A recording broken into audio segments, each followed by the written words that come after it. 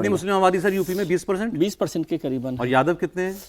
13%, 12%, 9% के आसपास करीब। देखिए ये कमोबेश ये पश्चिम बंगाल वाली स्थिति हो जाएगी उत्तर प्रदेश में कि 30% का एक ब्लॉक खड़ा है इनके साथ। वहां भी यही था, वो सब सारा मुसलमान वोट माना जाता था, और यहां पर मुस्लिम यादव मिलाकर के 30% हैं।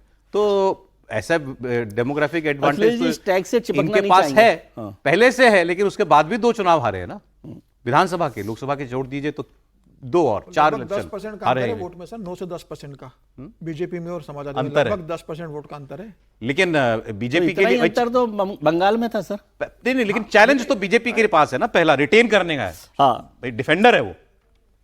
देखिए, अगर 2024 के चुनाव को भी पैमाना मान ले, हालांकि मानना नहीं चाहिए लोकसभा के को, बिल्कुल अलग हालात मत पे हुआ, मानिए अलग मुद्दों पे हुआ, तो यूपी में कोई मुकाबला है नहीं।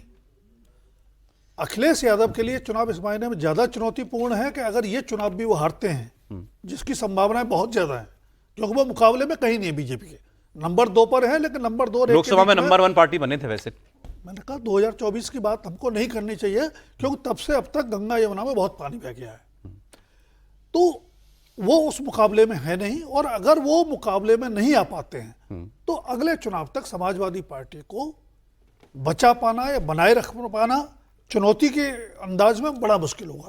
It's too early to say, sir. मैं बिल्कुल आपकी बात सहमत हूं, लेकिन पिछले 2-3 चुनाव अगर देख लें, जो हम पहले बात कर रहे थे कि रीजनल पार्टीज बीजेपी को ज्यादा बड़ी चुनौती दे रही थी।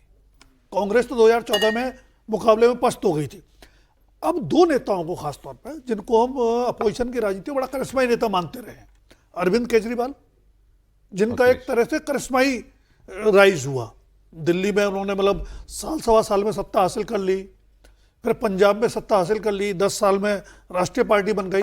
उन अरविंद केजरीवाल की आम आदमी पार्टी को दिल्ली में बीजेपी ने हराया, और बुरी तरह हराया। दूसरी बड़ी करिश्माई नेता ममता बनर्जी मानी जाती थी, जिन्होंने 34 साल पुराने लेफ्ट फ्रंट को, जिसको लोगों ने लगभग अजय मान लिया था, अकेले दम कांग्रेस के अलायंस में नहीं कर पाई, बीजेपी के अलायंस में नहीं कर पाई, अकेले दम उखाड़ फेंका।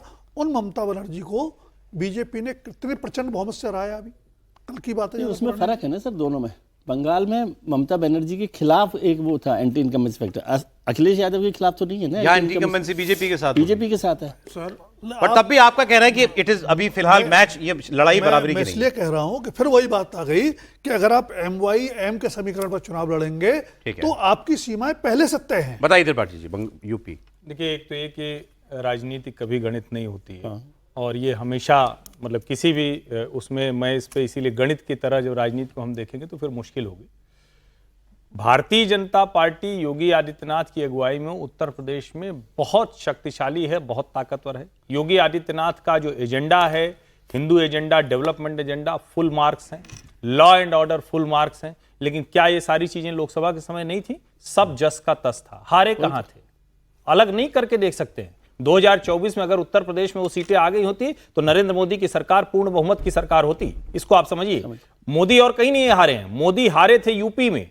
इसलिए यह कहना कि उसको छोड़ के हम बात करें, यह राजनीतिक तौर पर भारतीय जनता पार्टी के लिए आत्मघाती होगा। इसको थोड़ा जोर से इसीलिए बोल रहा हूं क्योंकि भाजपा के बहुत से लोग आजकल ऐसे ही बात कर रहे हैं। उनको लग रहा है कि नहीं वो 2024 तो एक एबरेशन था।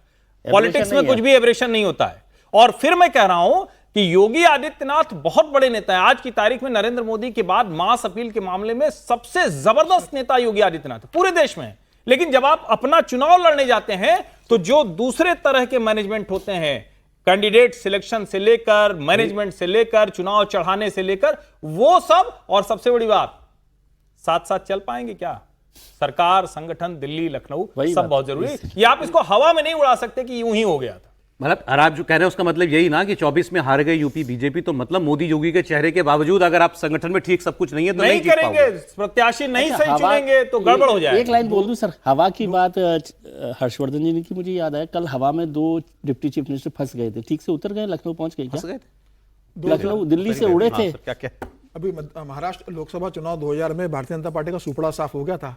लेकिन 6 बने के बाद विधानसभा चुनाव में 132 सीटें भारतीय जनता पार्टी ने वहां जीत ली। सही बात है। और आप देखिए ये अभी मतलब आप नोट करके रख लो, 2022 में जो भारतीय जनता पार्टी का प्रदर्शन था उससे ज्यादा सीटें भारतीय जनता बीजेपी जीतेगी यूपी। पार्टी लेकर आएगी, उससे ज्यादा सीटें 255 बंगाल इन्होंने 2 महीने मिली थी। पहले बता दिया था जीतेंगे। आप नोट कर लो इस बार सर। अभी 10 महीने पहले बता रहे हैं कि तय मान लो जीत जिस जाएगी तरीके से भाजपा। योगी आदित्यनाथ का कार्यकाल रहा है 2017 से लेकर आगे सर। 2027 तक का, और अखिलेश यादव का जिस तरीके से वहां पर अखिलेश यादव विपक्ष के नेता नहीं आज की तारीख में अखिलेश- आप भी मान रहे हैं, आप भी मान रहे हैं, और आप भी कह रहे हैं कि आज की तारीख में मैं अखिलेश फिर कह यादव रहा हूं, चुनौती नहीं है। कोई योगी आदित्यनाथ को यूपी का चुनाव जीतने में आज की तारीख में कोई दिक्कत नहीं दिखती। लेकिन फिर मैं कह रहा हूं कि लोकसभा चुनाव के वक्त भी कोई दिक्कत नहीं। और समीर जी ने अच्छा किया, महाराष्ट्र का उदाहरण दिया। महाराष्ट्र में सरकार संगठन एक रूप होकर चलते हैं। ठीक है। यूपी में आज भी सामने है विधानसभा भाजपा कार्यालय, संगठन लोक साथ भवन भी रखना बगल में पड़ेगा। है, ओके। लेकिन तालमेल नहीं है।